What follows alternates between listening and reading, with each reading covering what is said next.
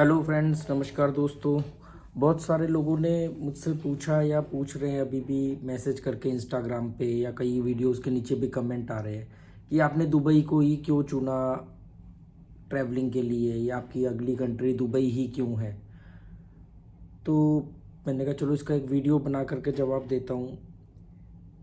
मैं किसी भी कंट्री जाता तो ये सवाल आता, किसी भी कंट्री जाता तो ये सवाल आता। अगर मैं कहीं नहीं जाता तो लोग बोलते हैं आप क्यों नहीं जाते हो, आपके चैनल का नाम तो ट्रैवल एंड नॉलेज है, ट्रैवल तो आप करते नहीं हो। अगर मैं इंडिया में ट्रैवल करता तो सवाल ये आता कि अच्छा इंडिया में ट्रैवल क्यों कर रहे हो, बाहर क्यों नहीं जा रहे हो, सिर्फ इंडिया में क्यों कर रहे हो। तो ये इस तरह के सवाल हमेशा रहते हैं, ठीक है। पर ये दो दो वजह से सवाल आते हैं। एक क्रियोसिटी की वजह से, जिज्ञासावश। दूसरा ये सवाल इसलिए आता है कि कोई व्यक्ति सच में मतलब नेगेटिव है, उसको हर चीज़ में सवाल खड़ा करना है। तो ये सवाल नकारात्मक लोग भी खड़ा करते हैं और जिज्ञासा के हिसाब से लोग खड़ा करते हैं, सकारात्मक लोग भी खड़ा करते हैं। तो मैं ये जवाब सिर्फ सकारात्मक लोगों को देने के लिए ये वीडियो बना रहा हूँ।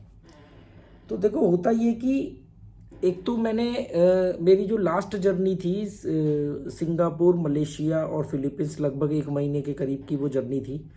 पर मैं उस जर्नी से ज़्यादा सेटिस्फाई नहीं था। उसका कारण क्या था कि मैं उस जर्नी में थोड़ा ज़्यादा ट्रैवल करता रहा। मतलब मुझे ना पड़े रहने की आदत है कि मतलब एक जगह गया ऐसे जैसे वहीं का हूँ मैं, उन्हीं के लोगों के बीच में रहूँ, उन्हीं का खाना खाऊँ, उन लोगों से ज़्यादा संपर्क में आऊँ, उनकी जीवन शैली, उनकी सोचने का तरीके को समझूं। मतलब मुझे वो ना मैं को मॉन्यूमेंट्स देखने में दिलचस्पी है, ना मुझे इमारतें, खंडर, म्यूज़ियम, मंदिर, मस्जिद, गुरुद्वारे, चर्च, इनमें से किसी चीज़ में मुझे कोई दिलचस्पी नहीं है। कोई बाई चांस मेरे रास्ते में है तो मैं चले गया, या वहाँ पर हूँ तो मैंने कर लिया। स्पेशली मेरी कोई दिलचस्पी नहीं होती है। तो सिंगापुर वाली जर्नी में कई कमेंट भी आएगी, अरे आप तो एयरपोर्ट टू एयरपोर्ट ट्रैवलिंग कर रहे हो। क्योंकि मैं उसमें सिंगापुर से मलेशिया चले गया था, 1 हफ्ता मलेशिया रहा मैं। वीज़ा ऑन अराइवल मिला था मुझे सिंगापुर के वीज़ा से, सिंगापुर से एंट्री करने पर बाई रोड। और उसके बाद मलेशिया से मैं वापस सिंगापुर आया, सिंगापुर से मैं फ़िलीपींस चले गया। सिंगापुर का वीज़ा मिलने की वजह से फ़िलीपींस का वीज़ा भी, वीज़ा ऑन अराइवल मिलता है 14 दिन का फ्री। तो मैं फ़िलीपींस में भी रहा, फिर वापस सिंगापुर आया, फिर सिंगापुर 1 हफ्ता रहा। तो वो जर्नी में ना मैं बोर नहीं हो पाया। मतलब पड़े पड़े रह करके बोर हो गए, और अब आपको लगा कि हाँ अब सब कुछ जानी पहचानी चीज़ें, चलो चलते हैं कहीं। तो वो जर्नी मेरे को मतलब मुझे एक ऐसी जर्नी करनी थी जहाँ पर मैं जाके पड़ा रहूँ। दुबई को ही क्यों चुना? क्योंकि मुझे एक ऐसी कंट्री चुननी थी, इसके कई कारणों में से एक कारण है, जिसमें कसीनो ना हो। क्योंकि सिंगापुर में कसीनो था, मलेशिया में कसीनो था, फिलीपींस में कसीनो था। तो मेरी काफ़ी एनर्जी और वक्त कसीनो की वजह से खर्च हो जाता था। मतलब मैं अपने आप को बिजी महसूस करता था। थाईलैंड में मैं 1 महीना रहा, वहाँ कसीनो नहीं था, तो वो जर्नी मेरे को बहुत अच्छी लगी। पर सिंगापुर, मलेशिया, फिलीपींस वाली जर्नी में कसीनो ने भी मेरी काफ़ी हद तक टाइम और एनर्जी कंज्यूम किया। तो मुझे एक ऐसी कंट्री जाना था जहाँ पर कसीनो ना हो। दूसरा, मैंने हमेशा इंडिया के राइट साइड में ही ट्रैवल किया है, जहाँ पर टाइम जोन बढ़ता है। मतलब नेपाल, श्रीलंका, तो मतलब मान ही लो श्रीलंका तो इंडिया के बराबर ही टाइम जोन है। नेपाल हो गया, थाईलैंड हो गया, फिलीपींस हो गया, सिंगापुर, मलेशिया, लाओस, ये सब कंट्रियाँ थी जहाँ पे टाइम मतलब आगे था इंडिया से। तो मैंने कहा इस बार एक ऐसी कंट्री में भी ट्रैवल करते हैं जिसका टाइम इंडिया से पीछे हो। तो दुबई जो है वो 1.5 घंटा इंडिया से पीछे है। मतलब जो भी यहाँ पर बज रहा होगा उससे 1.5 घंटे आगे इंडिया का टाइम जोन है। तो एक तो इस तरफ मैं मिडिल ईस्ट की तरफ नहीं आया था, तो इस तरफ की जर्नी करनी थी। दूसरा, मैं जानता था कि यहाँ का मौसम गर्म है, उसके बावजूद भी मैंने इसको चुना क्योंकि डिफरेंट कुछ होना चाहिए ना। तो और तो इसलिए भी मैं यहाँ आया। और यहाँ पर आके आप बहुत सारे कंट्रीज़ के बारे में ज़्यादा जान सकते हो, क्योंकि ये यहाँ पर ज़्यादातर कंट्रीज़ के लोग आकर के यहाँ पर काम करते हैं। स्पेशली अफ्रीकन कंट्रीज़ के, फिलीपींस के, इंडिया, पाकिस्तान, बांग्लादेश के तो हैं ही हैं, नेपाल के हैं ही। तो आप यहाँ पर रह के बहुत सारे लोगों से संपर्क करके उनकी कंट्रीज़ के बारे में भी बात कर सकते हो, उनके तौर तरीके के बारे में जान सकते हो। तो ये वो रीजंस थे कि जिसकी वजह से मैंने दुबई को चुना, कि भी एक तो टाइम जोन थोड़ा पीछे का था, एक डिफरेंट वेदर था, और बहुत सारे मल्टीपल कंट्रीज़ के लोग यहाँ मिल जाते हैं आपको। और पहला कारण क्या बताया था मैंने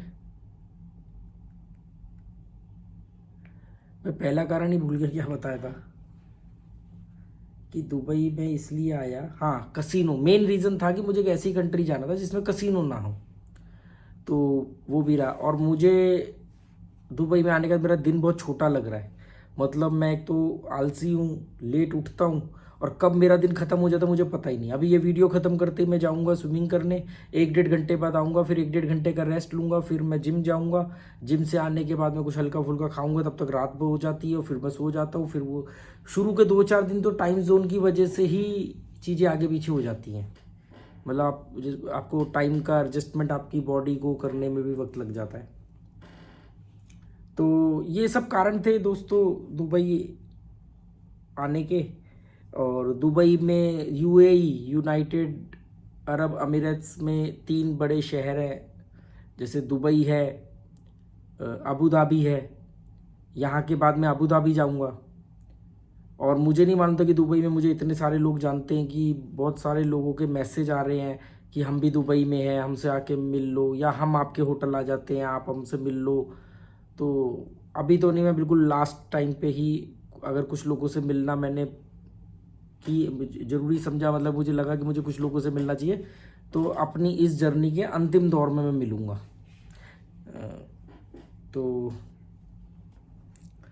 काफ़ी लोगों के मैसेज आ रहे हैं, क्योंकि दुबई में ज़्यादातर हैं इंडियंस। मैं इस समय दुबई के डेरा शहर में हूँ, दुबई के अंदर एक डेरा जगह है, दुबई एक सिटी है, अबू धाबी है, शारजा है। तो मैं कोशिश करूँगा कि जो भी चीज़ें मुझे सही लगेंगी वहाँ ज़्यादा से ज़्यादा उसको देख सकूँ। मुझे मॉन्यूमेंट्स, म्यूज़ियम्स, इन सब में कोई दिलचस्पी नहीं है। दुबई बिल्कुल सिंगापुर की तरह कंक्रीट का जंगल है। दुबई में बड़ी बड़ी इमारतें हैं, आलीशान इमारतें हैं, महंगे होटल्स हैं, और म्यूज़ियम्स हैं, एक्वेरियम, और इन शॉपिंग मॉल है बहुत बड़े बड़े। मुझे मतलब मुझे काम हो तो मैं जा सकता हूँ, पर मुझे बिना काम के कहीं जाना पसंद नहीं। और मैं यहाँ दिन भर मैं होटल में रहता हूँ, मेरा टाइम कब निकल जाता है मुझे पता ही नहीं चलता।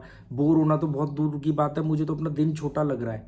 तो इसका मतलब ये है कि मुझे ज़्यादा मज़ा आ रहा है तभी दिन छोटा लगता है। मैंने आपको बताया था कि एक फेल्ट टाइम होता है और एक रियल टाइम होता है। तो फेल्ट टाइम के हिसाब से मतलब मेरे को दुबई बहुत अच्छा लग रहा है, इसलिए वो फील्ड में छोटा टाइम, दिन छोटे हो गए मेरे। बोर हो रहा होता तो एक एक दिन बहुत लंबा कटता। तो अभी भी मैं आपसे बात कर रहा हूँ ना, मेरी आंखों में सुस्ती पड़ी, मेरे को मतलब मन कर रहा है कि फिर जा करके सो जाऊँ, और नींद आएगी नहीं, मुझे दिन में सोने की आदत नहीं है। इसलिए मैं जा रहा हूँ स्विमिंग करने, थोड़ा सा फ्रेश हो जाऊँगा, और उसके बाद जैसा भी यहाँ का कुछ होता रहेगा आप लोगों को कुछ ना कुछ बताता रहूँगा, जो भी मुझे लगेगा जैसा भी। चलो okay, good bye, thank you.